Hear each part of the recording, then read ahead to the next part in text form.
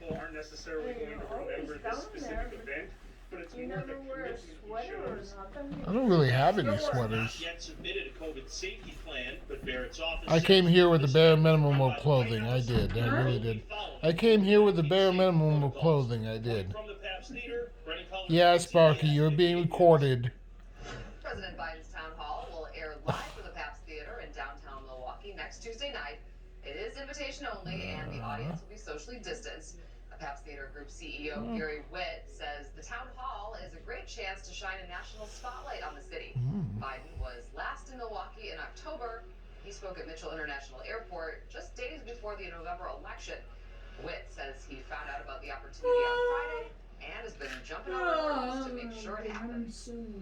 We're Milwaukee, and Milwaukee needs to fight to be able to gain access to the national airwaves, to get people to understand who we are, what we are, and to be able to do it using the tool of a national historic landmark like the Pabst Theater. For people to see that that beauty exists in the Pabst is wonderful. The town hall will be airing on CNN. The network says President Biden will answer questions about a number of key issues, including the pandemic and the economy. The local COVID regulations will be enforced, meaning masks will be required.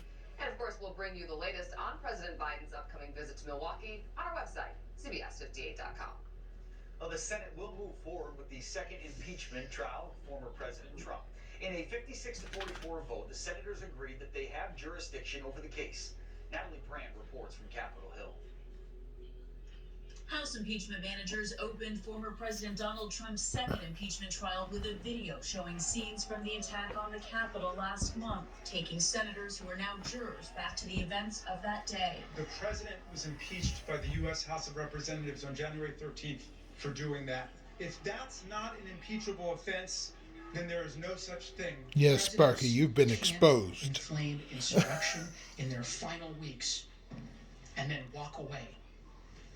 Sparky. Attorneys for the former president argue that the trial is unconstitutional because Mr. Trump is no longer in the White House. This is not just Make-out about Donald session. Trump or any Between a cat and a dog, no This less. is about our Constitution and abusing the impeachment power for political gain. Day one wrapped with a majority of senators voting to move forward. On this vote, the age of 56, the days are Sorry for being in your way, 44. Loretta. The Senate shall proceed with the trial. 6 Senate Republicans joined with Democrats. One of those GOP senators was Louisiana's Bill Cassidy. President Trump's team were disorganized. They did everything they could but to talk about the question at hand.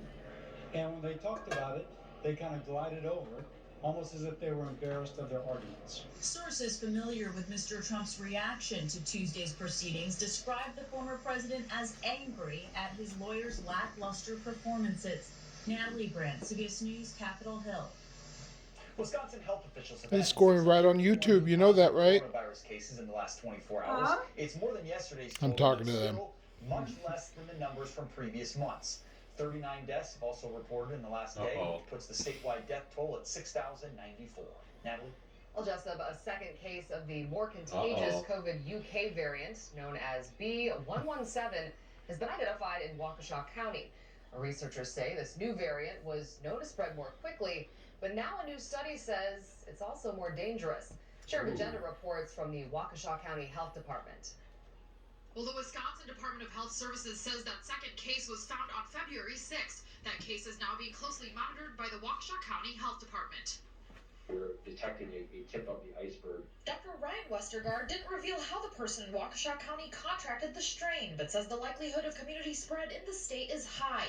Not necessarily from this particular case, but through the amount of interstate travel and international travel that is still happening. The Waukesha County Health Department says in part that individual was successfully contact traced and instructed to isolate. We are working in cooperation with DHS to gather additional details to facilitate statewide monitoring. It can very quickly take over and become the dominant strain. And with the timelines that we're seeing, that could potentially happen in the next 1 to 2 months. Doctors say there are 3 aspects that make B117 dangerous. It's 70% more contagious, 35% more deadly, and some findings show it could evade the immune system. What we've heard from other states that have detected a larger number, that a substantial number of them have not had international travel. We're really up against the timetable here to try to vaccinate people as fast as we can. And while health officials say numbers are now trending in the right direction, it's not the time to let our guards down with efforts to curb spread.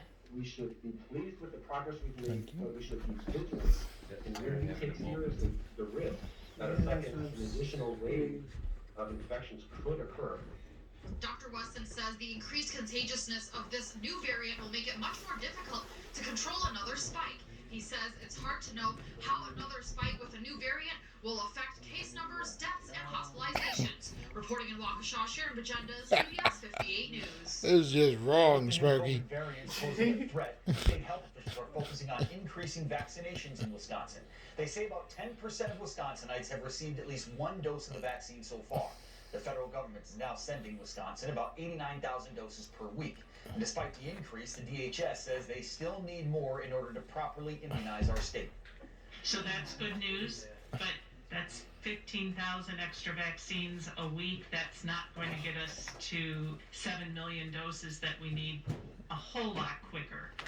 Meanwhile, Governor Evers is putting pressure on state Republicans to help pass a COVID-19 relief bill. However, Assembly Speaker Robin Vos said Republicans will not compromise their conservative values to make it happen.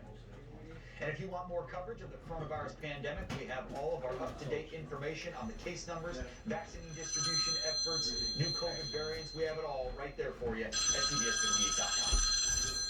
Time now for a first check on your Ready Weather forecast with Chief Meteorologist Drew Burgoyne. And Drew, yesterday you did say grab those sunglasses. They came in handy. And the sun, you know, if you can get out of the wind, you get a little sun, it feels pretty good. For sure. Now